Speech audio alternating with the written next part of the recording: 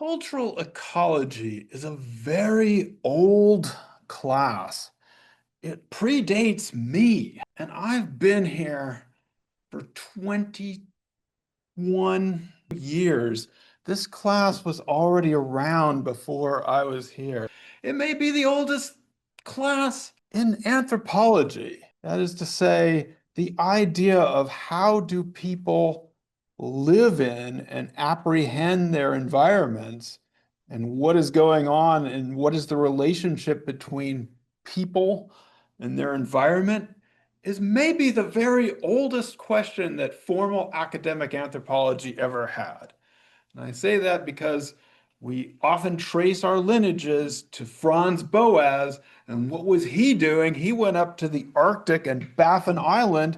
And at the time, he was a physicist and he was interested in how people perceived the color of seawater and those kinds of questions. So this was the initial questions of anthropology became you put two people in the same environment, why do they see things differently? And Boaz realized that just because he was in the Arctic and it was a very harsh environment, it just looked like this, all white, the snow and stuff.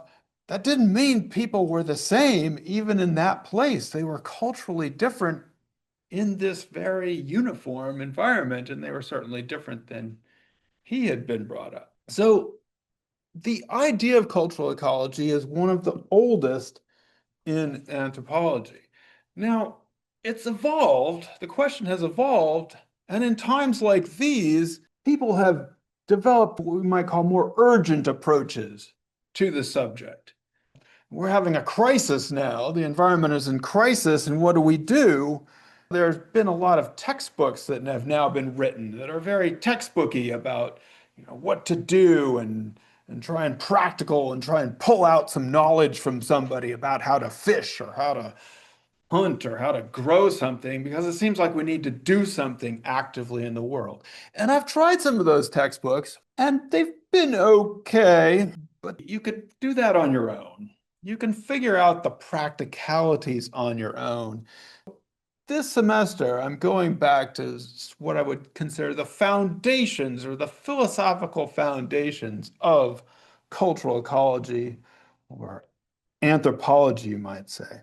And the reason I'm doing that is because these informational approaches or these more textbook type approaches are still depend upon an idea that we can fix things, that we can manage the environment, that we can adapt to the environment, when actually those are the attitudes that have probably gotten us into the problem to begin with. So, in this book, The Perception of the Environment, we are going back to the basics, the divisions that were created between the idea of nature and the idea of culture. Some of the most basic philosophical questions of anthropology and of philosophy in the West. This book is hard. It's dense, it's philosophical. There are going to be some things that are debates from years ago that we won't care that much about.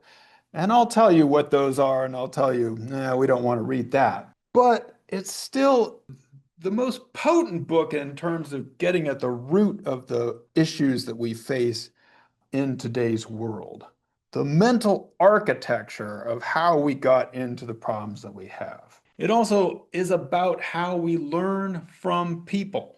One of the first principles of anthropology is not just learning about people or what they have to know, but listening to what they are saying, both practically and philosophically, taking seriously that people might know something that they've forgotten. I hope that what this is going to offer to us is a different way of being in the world. Now, I started teaching a version of this course about 21 years ago, and I stumbled into assigning this book in the sense that I didn't really know what I was getting into. And when we started reading the book in the class, my first instinct was, uh-oh, I'm in trouble, because it is a hard book.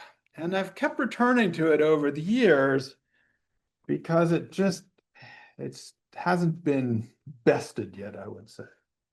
it's kind of falling apart. So at various points, well, it'll be falling out of my hand. So this, if you could get an old version, this was the original cover back from 25 years ago or say. So then it was reprinted with this cover. Everything went all caps and big.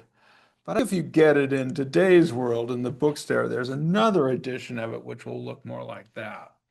This book is difficult in terms of books.